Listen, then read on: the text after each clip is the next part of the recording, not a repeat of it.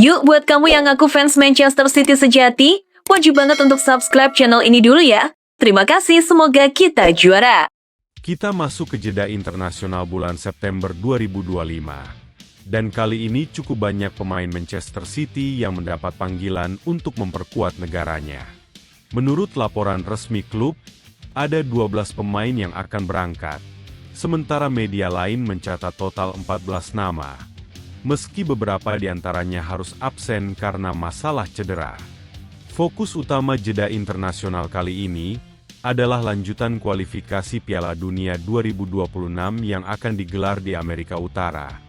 Tepatnya antara 11 Juni hingga 19 Juli 2026. Turnamen besar ini akan menjadi edisi pertama dengan format 48 tim, sehingga kualifikasi di berbagai konfederasi semakin ketat.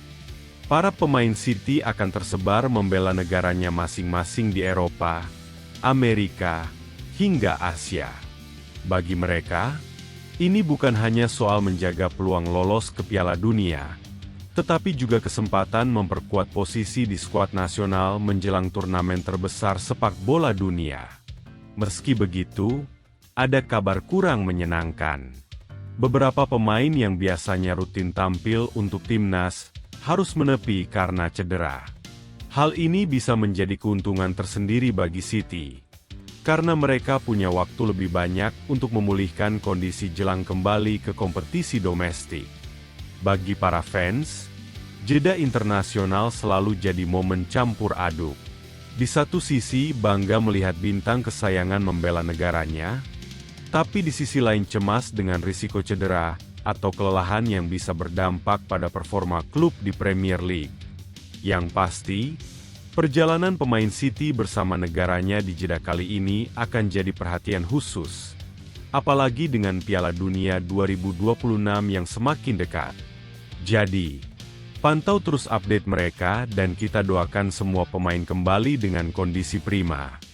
Manchester City dipastikan akan bertandang ke markas Huddersfield Town pada babak ketiga Carabao Cup.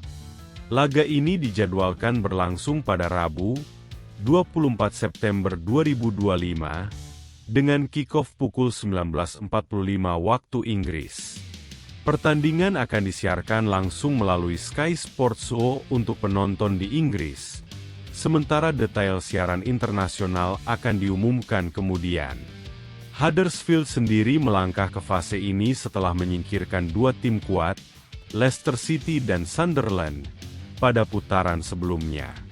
Sementara itu, bagi Manchester City, ini akan menjadi laga perdana mereka di Carabao Cup musim 2025-26, karena keterlibatan mereka di Liga Champions membuat tim langsung masuk di putaran ketiga.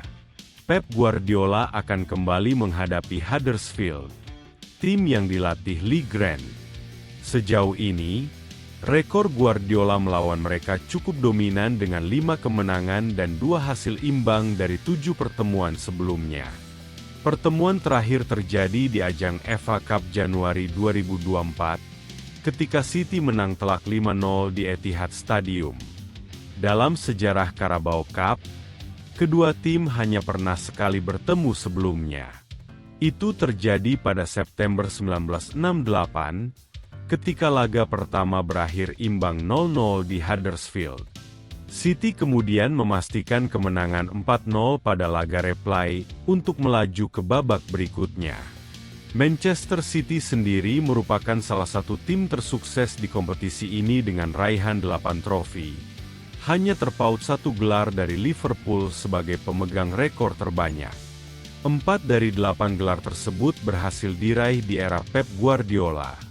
Tepatnya secara beruntun dari musim 2017-18 hingga 2020-21. Kini, The Citizens kembali mengincar kejayaan di ajang ini. İlkay Gündoğan resmi meninggalkan Manchester City untuk bergabung dengan klub Turki, Galatasaray. Kepindahan ini menandai akhir perjalanan panjang sang gelandang bersama City yang terbagi dalam 2 periode.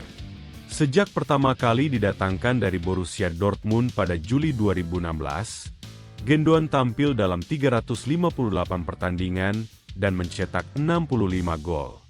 Ia menjadi sosok penting dalam sejarah klub, terutama saat dipercaya sebagai kapten dan membawa City meraih treble bersejarah musim 2022-23, yakni Premier League, FA Cup, dan Liga Champions. Selama 7 tahun di periode pertamanya, ia mengoleksi 14 trofi besar bersama City. Usai satu musim di Barcelona pada 2023-24, Gendon kembali ke Etihad pada musim 2024-25, sebelum akhirnya menerima tawaran Galatasaray pada awal September 2025. Di klub barunya, ia menandatangani kontrak berdurasi 2 tahun dengan opsi perpanjangan. Meski detail keuangan tidak diumumkan resmi, media menyebutkan ia akan menerima gaji sekitar 4,5 hingga 5 juta euro per tahun. Dalam pernyataan perpisahannya, Gendon menegaskan bahwa Manchester City akan selalu punya tempat spesial di hatinya. Ia berterima kasih kepada rekan setim, staf, dan terutama para pendukung yang selalu mendukung perjalanan karirnya. Pada 2 September 2025, Man City resmi mengumumkan pengajuan daftar pemain untuk fase Liga UEFA Champions League musim 2025-26. Sesuai aturan UEFA, list A maksimal berisi 25 pemain dengan minimal 2 kiper, serta 8 pemain homegrown. Sedangkan list B diperuntukkan bagi pemain muda yang lahir setelah 1 Januari 2004 dan sudah berada di klub minimal 2 tahun tanpa putus, atau 3 tahun dengan 1 masa pinjaman singkat. List B ini bisa terus diperbarui hingga sehari sebelum pertandingan dimulai. Manchester City mendaftarkan 23 pemain ke dalam list A.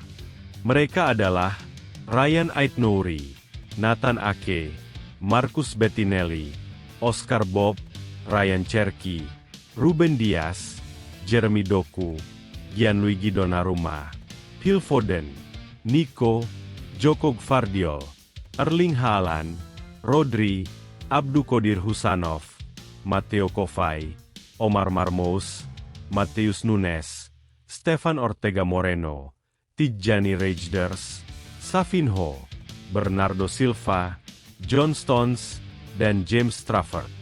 Sementara untuk list B, ada 2 nama pemain muda yang masuk daftar, yaitu Rico Lewis dan Nico O'Reilly. Dengan skuad ini, Manchester City mengombinasikan kekuatan bintang senior kelas dunia dengan darah muda penuh potensi. Semua mata kini tertuju pada bagaimana The Citizens akan melangkah menghadapi persaingan ketat di kompetisi paling bergengsi Eropa.